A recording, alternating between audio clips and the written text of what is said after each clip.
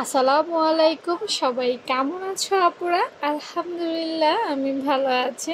চলে এসেছি আমার পেজ রোমাশালা স্কুল থেকে।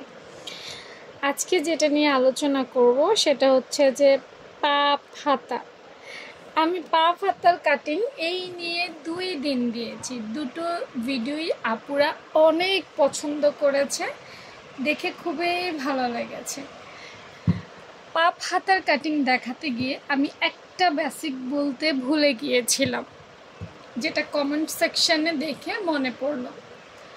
কাটিংটা দেখাতে গিয়ে আমরা জানি যে আমাদের হাতার গুরুত্বপূর্ণ একটা অংশ হচ্ছে তালপাট। যে তালপাটটা আমরা যদি সঠিকভাবে না কাটি তাহলে জামাতে, হাতাতে, ফিটিংসে অনেক ধরনের প্রবলেম হয়।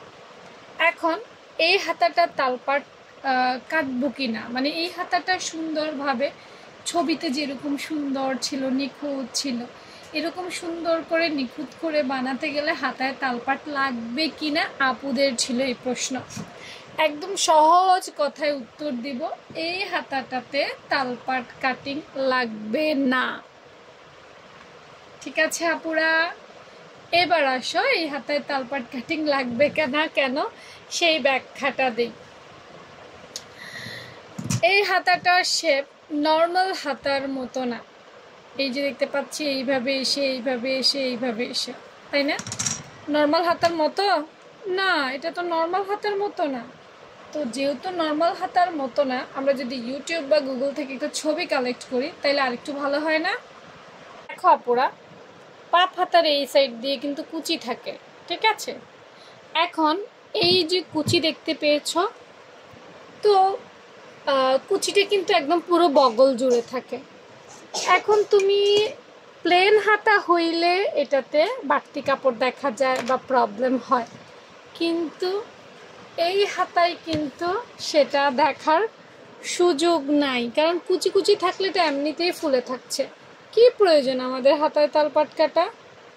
তো আমাদের এই হাতাটা তৈরি করার জন্য হাতার মধ্যে কোনো ধরনের তালপাট কাটতে হবে না। আমরা নিশ্চিন্ত মনে এই তালপাটটার ভেজাল এড়িয়ে যেতে পারি। আর একটা জিনিস দেখো, এটা এমন একটা খাড়া শেপ, এটার মধ্যে কেমনে তালপাট কাটবো কও? এখানে তো আমি কমই ড্রয়িংয়ে খাড়া শেপ দিয়েছি, বাস্তবে আরও খাড়া শেপ হয়। এখানে তালপাটের প্রশ্নই আসে না। তো আমার আপুরা যারা প্রশ্ন করেছ, আশা করি তোমরা তোমাদের উত্তর পেয়েছ। এ ধরনের ছোট ছোট টিপস পেতে অবশ্যই রোমাশালা স্কুলটার ফলো বাটনে ফলো দিয়ে রাখবে। আল্লাহ হাফেজ।